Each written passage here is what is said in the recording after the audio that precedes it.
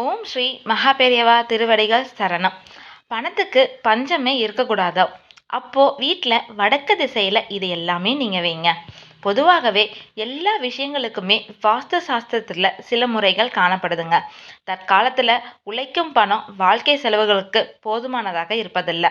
அதனால் வங்கிகளிலும் வட்டி வியாபாரம் செய்வர்களிடம் இன்னும் சொல்லப்போனால் யார் யார் கடன் கொடுப்பாங்களோ அங்கெல்லாம் நம்ம கடன் வாங்கிடுறோம். அதனை திருப்பி செலுத்த முடியாமல் எப்பொழுதும் சிக்கல்ல மாட்டிக்கொள்கிறோம்.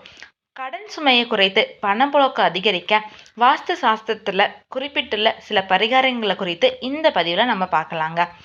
வாஸ்து சாஸ்திரத்தோட அடிப்படையில் வீட்டில் உள்ள ஒவ்வொரு பொருட்களும் சரியான திசையில் வைக்கப்படும் போது மட்டும்தாங்க வீட்டில் அதிர்ஷ்டம் அதிகரிக்கும்.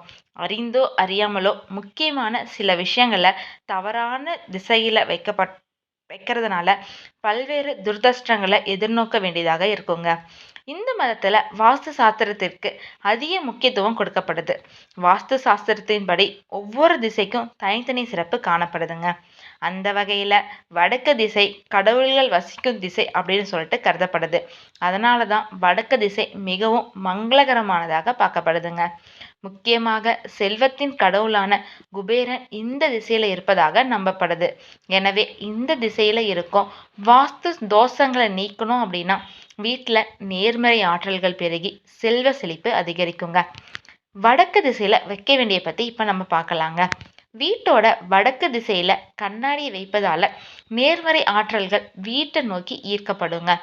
சமையலறை வீட்டின் வடக்கு திசையில அமைக்கப்பட்டுச்சு அப்படின்னா வீட்டில் உணவுப் பொருட்களுக்கும் பணத்துக்கும் பஞ்சமே ஏற்படாதுங்க. வீட்டோட பிரதான நுழைவாயில் வடக்கு திசையில அமைக்கப்படுவது மங்களகரமானதாக பார்க்கப்படுதுங்க. வாஸ்து சாஸ்திரத்தோட அடிப்படையில் மணி பிளான்ட்டுக்கு மிகுந்த முக்கியத்துவம் கொடுக்கப்படுது. இதனை வடக்கு திசையில் நீங்கள் வச்சீங்க அப்படின்னா வீட்டில் கடன் தொல்லைகள் நீங்கி பணத்தை அதிகமாக சேமிக்கக்கூடியதாக அமையுங்க. மேலும் துளசி செடியையும் வீட்டோட வடக்கு திசையில் வைக்கிறதுனால வீட்டில் மன அமைதி அதிகரிப்பதுடன் சிந்தனையில் தெளிவு பிறக்குங்க. பணவரவு அதிகரிக்குங்க. வடக்கு திசையில குபேரன் வசிப்பதால இந்த திசையில குபேரனோட சிலையை நீங்க வச்சீங்க அப்படின்னா உங்களுக்கு அதிர்ஷ்டம் கிடைக்குங்க. தொழில் ரீதியாக நல்ல முன்னேற்றம் உண்டாகுங்க. அதனால இந்த பொருட்களை நான் வீடியோ பதிவில் சொன்ன அந்த பொருட்கள் எல்லாத்தையும் நீங்க வடக்கு திசையில வைங்க. கண்டிப்பாக உங்க வாழ்க்கையில வரக்கூடிய அந்த மாற்றத்தை உங்களால கண்கூடாக பார்க்க முடியுங்க. ஹர ஹர சங்கர ஜெய ஜெய சங்கரா.